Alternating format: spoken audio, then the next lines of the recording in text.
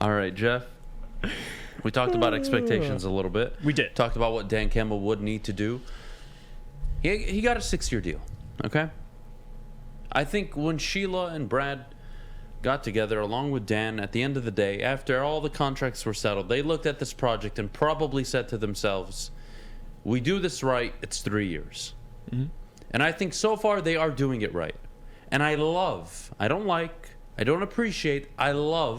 the fact that they didn't rush into drafting a quarterback. And I love the idea of Jared Goff being the quarterback this singular season because what it provides, and it provides clarity. Top 5 offensive line. Mm-hmm. Up-and-coming wide receivers. TJ Hawkinson, DeAndre Swift. Basically running back by committee at this point. Oh, an up-and-coming rising star, in my opinion, at offensive coordinator in Ben Johnson. If Jared Goff shows any kind of success this season, I would feel excellent about him going into the following year with a rookie sitting on the bench for a year. And I always bring up the Alex Smith comparison. Whoever you want to use, be my guest. For me, that is the ideal scenario. I agree with you. Jared Goff at least makes you a division contender. I'm not saying a Super Bowl contender. I'm not saying a team that's going to win multiple playoff games. But damn it, in a 3-year stretch, Alex Smith gave you 2 division titles and 1 playoff win. Mm-hmm.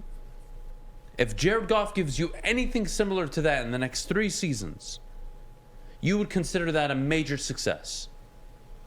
Does he do that? I don't think so.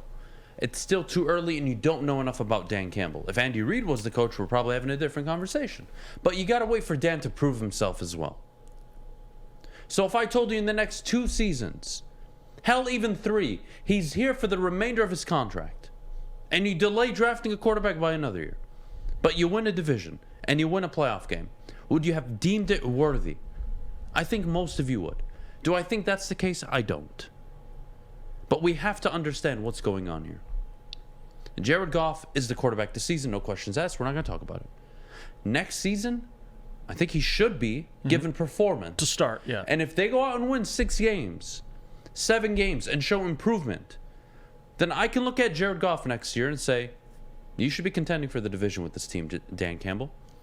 And I know Brad Holmes is going to add talent in the offseason.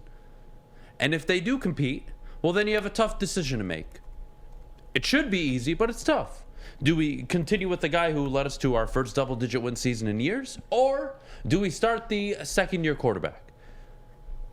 I would argue for the second-year quarterback, depending on how they do in practice, how they're developing. But that's the ideal scenario. Jordan Love, you gave up on him. That's it. It's done. It didn't work. You know typically right away what you have. And when Brad Holmes makes a decision, this is my guy. If he sits him a year, great. If he starts him right away, great. Who cares? This isn't 1987, 88, the 90s, hell, even the early 2000s, where sitting a quarterback is the preferred method. There's no excuses anymore. Sink or swim.